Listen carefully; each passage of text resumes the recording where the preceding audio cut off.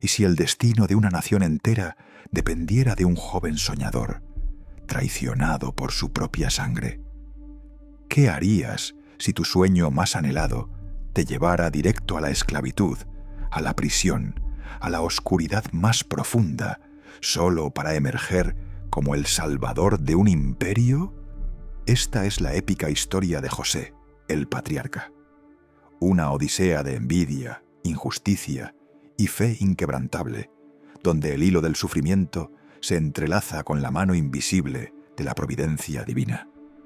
Prepárense para desenterrar los secretos de una leyenda que trasciende el tiempo. Una historia bíblica que resuena aún hoy con los ecos de la traición y la redención más absoluta. En las vastas tierras de Canaán, bajo un cielo que presenció incontables historias de patriarcas, floreció la familia de Jacob, también conocido como Israel. Jacob, un hombre marcado por sus propias luchas y encuentros divinos, había engendrado 12 hijos, pilares de lo que un día serían las tribus de una nación elegida. Pero entre ellos, uno brillaba con una luz diferente, una luz que, aunque era un faro para su padre, se convirtió en una antorcha que encendía la hoguera de la envidia en el corazón de sus hermanos. José. José era el 11º hijo de Jacob, pero el primogénito de Raquel, la esposa amada de Jacob. Esta predilección, este amor singular que Jacob profesaba por José, no era un secreto. La Biblia lo relata explícitamente. Jacob amaba a José más que a todos sus hijos, porque lo había tenido en su vejez. Y como prueba tangible de este amor, de este favoritismo que irritaba a los demás, Jacob le obsequió a José una túnica de diversos colores, una prenda que lo distinguía, lo elevaba por encima de sus hermanos y que, irónicamente, se convertiría en un símbolo de su inminente caída. José, joven y quizás ingenuo en su inocencia, luciendo esta túnica vibrante, mientras sus hermanos, nacidos de Lea o de las concubinas de Jacob, observaban con una mezcla de resentimiento y celos ardientes. Su rencor no solo se nutría del favoritismo visible, sino también de las acciones de José mismo. El joven solía llevarle a su padre malos informes sobre sus mediohermanos, actos que cimentaban aún más la animosidad. Pero el verdadero combustible para el odio, lo que lo llevó a un punto de no retorno, fueron los sueños de José. Dios, en su infinita sabiduría y con un plan aún inescrutable para los mortales, había dotado a José de un don especial: la capacidad de interpretar sueños y, más aún, de tener visiones proféticas sobre el futuro. En su juventud, José tuvo 2 sueños que narró con una mezcla de asombro y quizás, sí, un toque de orgullo juvenil. En el primero, se vio a sí mismo en el campo, atando gavillas de trigo con sus hermanos, pero de repente su gavilla se levantó recta, mientras las de sus hermanos se inclinaban y se postraban ante la suya. La reacción de sus hermanos fue inmediata y furiosa. ¿Acaso reinarás sobre nosotros o te enseñorearás de nosotros? El segundo sueño fue aún más audaz. El sol, la luna y 11 estrellas, que representaban a sus padres y sus hermanos, se inclinaban ante él. Incluso su padre, Jacob, que solía reflexionar sobre estos sueños, le recriminó: ¿qué sueño es este que has tenido? ¿Acaso yo y tu madre y tus hermanos vendremos a postrarnos en tierra ante ti? La envidia y el enojo en el corazón de los hermanos se hicieron insoportables. Comenzaron a tramar una forma de deshacerse de José, de anular ese destino profético que tanto les irritaba. La oportunidad llegó cuando los hermanos de José estaban lejos, apacentando las ovejas de su padre.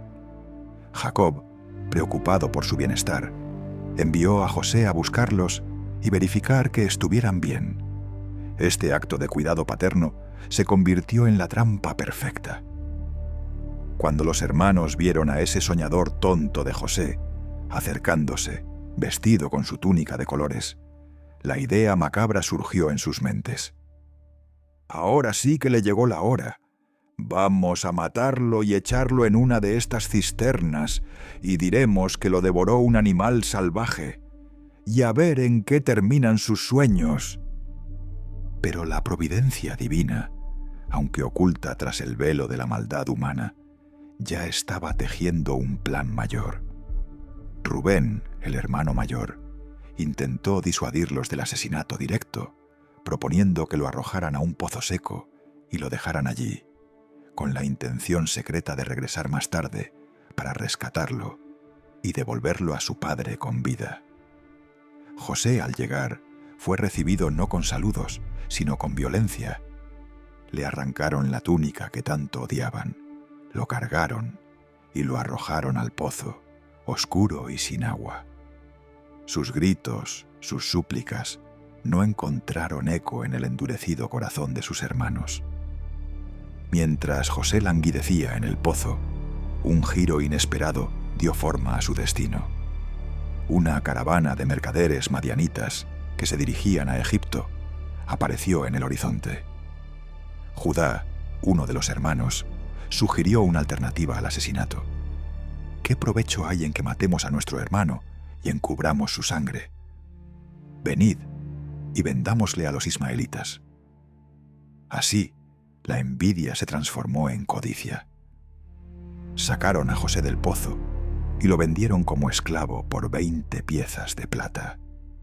Este precio, curiosamente, refleja el valor común de un esclavo en esa época, un dato que ha sido notado en la investigación histórica para argumentar la plausibilidad de ciertos aspectos del relato.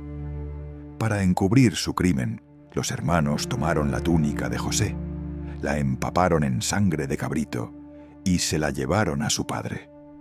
La reacción de Jacob fue desgarradora.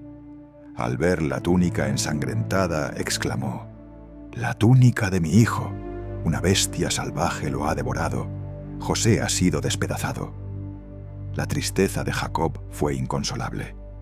Lloró la muerte de su hijo querido desconsoladamente, un dolor que lo marcaría por años.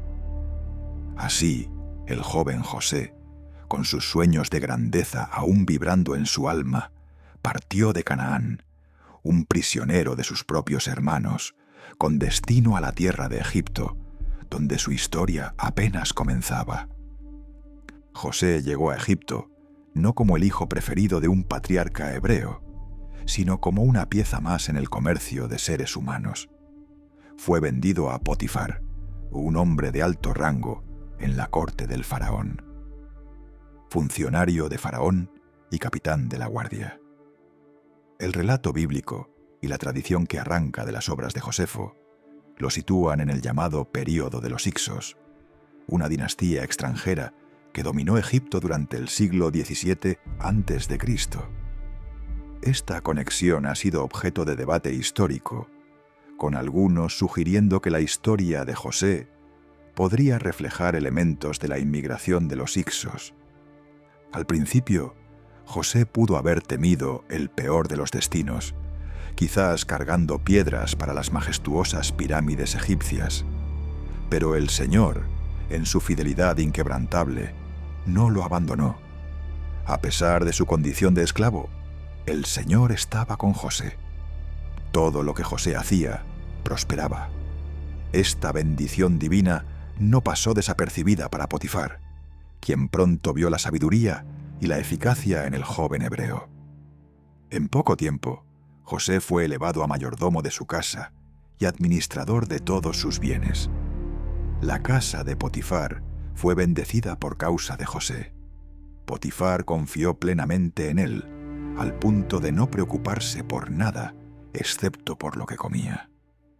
Pero el destino de José, aunque ascendente, no estaría exento de nuevas pruebas. La esposa de Potifar, atraída por la juventud y buena apariencia de José, intentó seducirlo una y otra vez.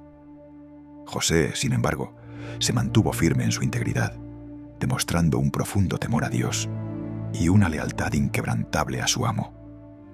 ¿Cómo, pues, haría yo este grande mal y pecaría contra Dios y contra mi Señor? Zrenia le respondió. Un día, la mujer lo tomó por su ropa con la intención de forzarlo, pero José huyó, dejando su manto en sus manos. Despechada y humillada por el rechazo, la esposa de Potifar tejió una mentira. Acusó falsamente a José de intento de violación, usando el manto como prueba. Potifar, cegado por la ira y creyendo la versión de su esposa, no dudó.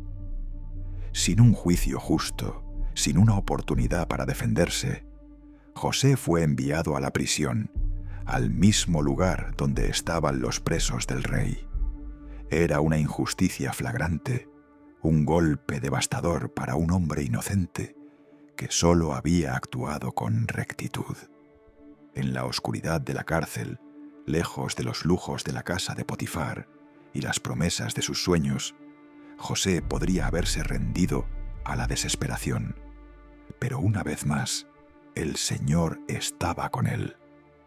José se ganó la confianza del guardia de la cárcel, quien lo puso a cargo de todos los prisioneros y de las actividades que se realizaban allí.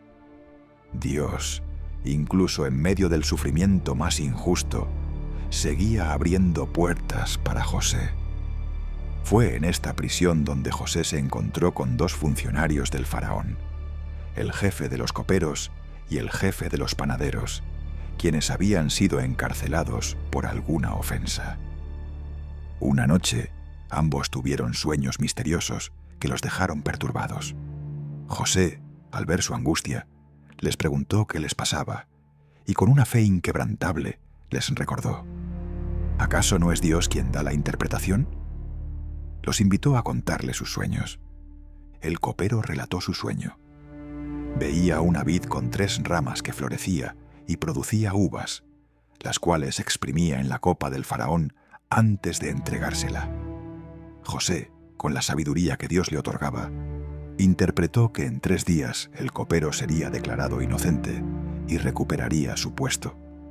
Le suplicó al copero que, al ser restaurado, se acordara de él y hablara a su favor con el faraón para sacarlo de la cárcel, pues había sido traído allí injustamente. Animado por la buena noticia, el panadero relató su propio sueño. Llevaba 3 canastas de pan sobre su cabeza, con una gran variedad de repostería, pero las aves venían y se comían el contenido. La interpretación de José para él fue sombría. En 3 días el panadero sería ejecutado y las aves devorarían su cuerpo. 3 días después, en el cumpleaños del faraón, todo se cumplió tal como José lo había predicho. El copero fue restaurado y el panadero ahorcado. Sin embargo, a pesar de la petición de José, el copero, una vez libre, se olvidó de él. José permaneció en prisión, solo y olvidado, durante 2 largos años. Tenía ya 30 años cuando su vida dio un giro radical. La mano de Dios, sin embargo, nunca dejó de moverse. Pasados esos 2 años, el faraón de Egipto tuvo 2 sueños que lo atormentaron profundamente. En el primero, se veía de pie a orillas del Nilo, y del agua subían 7 vacas gordas y hermosas que pacían en la orilla. Luego, otras 7 vacas flacas y feas subían del agua y devoraban a las primeras, sin engordar por ello. Despertó, pero al volver a dormirse, tuvo otro sueño. De una misma caña brotaban 7 espigas llenas de grano, pero tras ellas brotaban otras 7 espigas, vacías y quemadas por el viento del desierto, que devoraban a las primeras. El faraón se despertó angustiado. Consultó a todos los magos y sabios de Egipto, pero ninguno fue capaz de interpretar sus sueños. Fue en ese momento crucial que el copero, de pronto, se acordó de José. Le relató al faraón lo ocurrido en la cárcel, cómo un joven hebreo, José, había interpretado con exactitud su sueño y el del panadero. El faraón, sin dudarlo, mandó llamar a José a su presencia. Lo sacaron rápidamente de la cárcel, le cortaron el pelo y le dieron ropas nuevas, preparándolo para presentarse ante la máxima autoridad de Egipto. Cuando el faraón le dijo a José: «He tenido un sueño, y no hay quien me lo interprete, y he oído hablar de ti, que en cuanto oyes un sueño, lo interpretas», la respuesta de José fue humilde y llena de fe. «No soy yo quien puede hacerlo», respondió José, «sino que es Dios quien le dará al faraón una respuesta favorable». José, a diferencia de su juventud, no se atribuyó el don, sino que dio toda la gloria a Dios. El faraón le contó sus sueños con gran detalle. José, bajo la inspiración divina, reveló que ambos sueños significaban lo mismo, y que el hecho de que el faraón los hubiera soñado 2 veces indicaba que el suceso estaba firmemente decretado por Dios, y que Dios se apresuraría a hacerlo. Las 7 vacas gordas y las 7 espigas hermosas representaban 7 años de gran abundancia y riqueza en toda la tierra de Egipto. Las 7 vacas flacas y feas y las 7 espigas secas y quemadas representaban 7 años de escasez y hambre que seguirían a la abundancia. José advirtió que la hambruna sería de tal magnitud que borraría el recuerdo de la prosperidad anterior. Más allá de la interpretación, José tuvo la valentía de aconsejar al faraón sobre cómo prepararse. Le dijo que buscara un hombre inteligente y sabio y lo pusiera al frente de la tierra de Egipto. Esta persona debería nombrar intendentes para recoger 1/5 de la cosecha durante los años de abundancia, almacenar el grano en las ciudades para que sirviera de reserva durante los 7 años de hambre y así evitar que la tierra pereciera. Las palabras de José resonaron profundamente en el faraón y sus consejeros. Impresionado por su sabiduría y la clara manifestación del Espíritu de Dios en él, el faraón exclamó: ¿podremos encontrar una persona así en quien repose el Espíritu de Dios? Y luego, dirigiéndose directamente a José, declaró: puesto que Dios te ha revelado todo esto, no hay nadie más competente y sabio que tú. Tú serás quien gobierne mi casa, y todo mi pueblo te obedecerá. Solo por el trono seré mayor que tú. En un instante, la vida de José dio un giro completo. De prisionero injustamente acusado, fue elevado a la posición más alta del imperio, el segundo al mando después del faraón. El faraón se quitó su anillo y se lo puso a José como símbolo de su autoridad delegada. Lo vistió con ropas blancas de lino, puso un collar de oro en su cuello y ordenó que, al montar en el segundo de sus carros, se gritara ante él la expresión de reverencia, Abrek. Le dio un nuevo nombre egipcio, Zafnat Paneah, que significa aproximadamente Dios habló y él vino a la vida, o revelador de secretos. Además, para consolidar su posición, el faraón le entregó por esposa a Asenat, hija de Potifera, sacerdote de On. Antes de que llegaran los años de escasez, José tuvo 2 hijos con Asenat: Manasés, que significa Dios me ha hecho olvidar todas mis penas y toda la casa de mi padre, y Efraín, que significa Dios me ha dado fruto en la tierra de mi aflicción. A pesar de su nueva vida, José nunca olvidó a su padre y hermanos, y nunca perdió la esperanza de volver a verlos. Los 7 años de abundancia llegaron, y José, como gobernador, trabajó incansablemente, recogiendo y almacenando el grano en graneros por todas las ciudades. La cantidad de alimento acumulado fue inmensa, como la arena del mar, en gran abundancia, hasta no poder contarse. Luego, tal como José había profetizado, la hambruna golpeó la tierra. No solo afectó a Egipto, sino que se extendió por todas las naciones. Mientras el pueblo egipcio clamaba al faraón, Éste les respondía que fueran a José y que hicieran lo que él les dijera. De todas partes, gente desesperada venía a Egipto para comprar alimentos, pues solo allí había trigo. El hambre también golpeó las tierras de Canaán, en particular Beerseba, donde vivía Jacob con su gente. Al enterarse de que en Egipto había trigo, Jacob envió a sus 10 hijos mayores a comprar alimentos, pero retuvo a Benjamín, el menor de todos y el único otro hijo de Raquel, por temor a que le sucediera algún mal. Imagina la carga emocional de ese viaje. Los 10 hermanos, hambrientos y desesperados, llegaron a la corte del faraón, sin saber que el hombre poderoso ante quien se postrarían era aquel a quien habían vendido como esclavo. José los reconoció de inmediato, a pesar de que él vestía como egipcio y había cambiado mucho. Pero ellos, por su parte, no tenían ni idea de que aquel gobernador formidable era su hermano.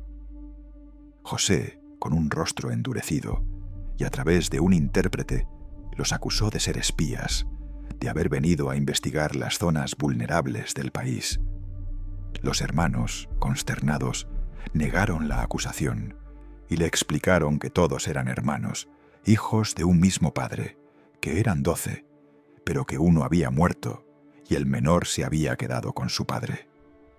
José, persistiendo en su prueba, mandó encerrarlos en la cárcel durante 3 días.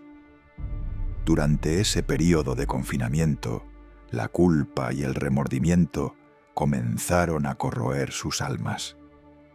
Sin duda estamos sufriendo las consecuencias de lo que hicimos con nuestro hermano, se decían unos a otros. Aunque vimos su angustia cuando nos suplicaba que le tuviéramos compasión, no le hicimos caso. Por eso ahora nos vemos en aprietos. José, que los escuchaba sin que ellos lo supieran, tuvo que retirarse, abrumado por la emoción de sus palabras. Al cabo de los 3 días, José los liberó, pero les impuso una condición. Para demostrar la veracidad de sus palabras, debían regresar con trigo a Canaán, pero solo si traían consigo a su hermano menor, Benjamín. Mientras tanto, retuvo a Simeón como rehén. Para añadir un giro a su prueba, José ordenó secretamente que se les devolviera el dinero que habían pagado por el trigo, metiéndolo en las alforjas de sus hermanos. Cuando los hermanos regresaron a Canaán y descubrieron el dinero en sus alforjas, quedaron consternados. Temieron que los egipcios lo usaran como pretexto para convertirlos en esclavos y despojarlos de sus bienes. Contaron todo lo sucedido a su padre, Jacob, quien se llenó de dolor.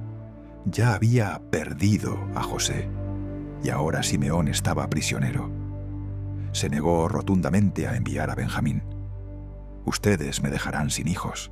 José ya no está con nosotros. Simeón tampoco está aquí. Y ahora se quieren llevar a Benjamín. Israel ni siquiera quería escuchar a los hermanos. Pero la sequía y la escasez continuaron, apretando el puño del hambre sobre la familia. Tras mucha insistencia y súplicas, especialmente de Rubén y Judá, quien ofreció su propia vida como garantía por la seguridad de Benjamín, Jacob finalmente transigió. Con un corazón apesadumbrado, les dijo que llevaran el doble de dinero, así como miel, perfumes, nueces y almendras, como regalos para el gobernador egipcio. El segundo viaje a Egipto fue cargado de expectativas y temor.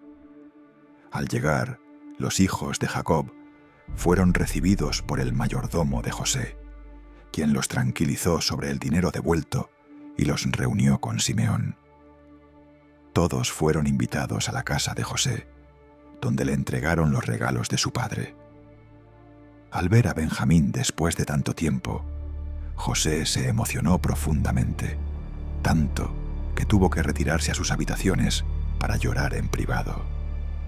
Después de recuperarse, José invitó a sus hermanos a un banquete. Para su asombro, los acomodó por orden de edad, del mayor al menor, El mayordomo explicó que José lo había adivinado gracias a su copa de plata, que supuestamente era mágica. Todos comieron y bebieron felizmente, especialmente Benjamín, quien recibió una porción de comida 5 veces mayor que la de sus hermanos. Pero la prueba final aún no había terminado. Mientras los esclavos de José llenaban de trigo las alforjas de los hermanos, José ordenó a su mayordomo que introdujera su copa de plata, la que supuestamente usaba para beber y adivinar, en la alforja de Benjamín. Cuando los hermanos ya se marchaban de la ciudad, fueron alcanzados por los soldados de José. El mayordomo los acusó del robo de la copa. Los hermanos, negando vehementemente el hecho, declararon que si la copa se encontraba en la alforja de alguno, ese debería morir y el resto se convertiría en esclavos. Pero la búsqueda reveló la copa en la alforja de Benjamín. Los soldados anunciaron que los demás podían seguir su camino, pero que el ladrón debía quedarse como esclavo. La reacción de los hermanos fue visceral. Ninguno quiso aceptarlo. Judá, en particular, se adelantó para suplicar. Con una elocuencia desgarradora, le recordó a José la profunda pena de su padre Jacob, quien ya había sufrido la pérdida de un hijo predilecto, José mismo, y no podría soportar perder a Benjamín, el único hijo que le quedaba de Raquel. Judá ofreció su propia vida en lugar de la de Benjamín, demostrando un cambio de corazón radical y una lealtad profunda hacia su familia. Fue en ese momento, al ver la transformación de sus hermanos, su arrepentimiento genuino y su disposición a sacrificarse el uno por el otro, que José no pudo contenerse más. Mandó salir a todos los soldados y esclavos y rompió a llorar a gritos con tanta fuerza que sus sollozos se oyeron hasta en el palacio del faraón. Finalmente, con la voz quebrada por la emoción, se dio a conocer a sus hermanos. «Yo soy José, vuestro hermano, el que vendisteis para Egipto». El asombro y el miedo paralizaron a sus hermanos. Temieron que José quisiera vengarse de ellos por el inmenso mal que le habían causado. Pero José, con una misericordia que solo la gracia divina puede inspirar, los calmó. «No os preocupéis, ni os pese de haberme vendido acá, porque para preservación de vida me envió Dios delante de vosotros». Reiteró que no fueron ellos quienes lo enviaron a Egipto, sino Dios, con un propósito mayor: salvar vidas en medio de la escasez y la hambruna. Este momento de perdón y revelación es el clímax de la historia, una poderosa demostración de la soberanía de Dios. Años más tarde, tras la muerte de su padre, José reafirmaría este perdón diciendo: «Vosotros pensasteis mal contra mí, mas Dios lo encaminó a bien». Las intenciones más perversas del hombre no pueden frustrar el plan perfecto de Dios. Al enterarse el faraón de lo sucedido, lleno de gratitud por cuanto José había hecho por Egipto, mandó decir a José que invitara a Jacob y a toda su gente a venir a vivir en Egipto. Les ofreció las mejores tierras de cultivo, la tierra de Gosén, un lugar idóneo para el pastoreo, cerca de Avaris, que fue capital de las dinastías Hicjas. Los hermanos de José regresaron a Canaán, cargados de regalos de Egipto, y le contaron todo a Jacob. Jacob, lleno de alegría y asombro, exclamó: «Agradezco infinitamente a Dios, porque me ha dado por segunda vez a mi hijo querido. Él obra de manera misteriosa». Así, Jacob y toda su familia, un total de 70 personas, descendieron a Egipto. Jacob vivió sus últimos años bajo el cuidado de José, no sin antes pedir que sus restos mortales fueran llevados de vuelta a Canaán, la tierra prometida, para ser enterrado con sus antepasados. José falleció a la venerable edad de 110 años. Su cuerpo recibió un embalsamamiento y fue colocado en un sarcófago, un honor reservado para los altos dignatarios egipcios. Pero incluso en su lecho de muerte, José, en un último acto de fe, reiteró su voluntad: que sus huesos fueran llevados a la tierra prometida. Siglos después, cuando el pueblo hebreo, bajo el liderazgo de Moisés, inició el éxodo de Egipto, Moisés cumplió esta promesa, llevando consigo los huesos de José. Finalmente, Josué, su sucesor, inhumó los huesos de José en Siquem, en la heredad de Jacob, y fue enterrado junto a su padre. La figura de José ha resonado a lo largo de la historia y las culturas. Algunos teólogos y exploradores han buscado conexiones históricas entre su relato y la arqueología egipcia. Se ha asociado a José con la inmigración de los hicsos a la dinastía XIV de Egipto. En Avaris, la capital Ixa, se encontraron los restos de una estatua, conocida como la Estatua de Avaris, que representa a un hombre sentado con un bastón, con un estilo artístico y ropas no egipcias. Aunque controvertido y no aceptado por la mayoría de los académicos, algunos, como el cineasta Simcha Jacobovici, han sugerido que esta estatua podría representar a José, vinculando el nombre Avaris a un posible hebreo José.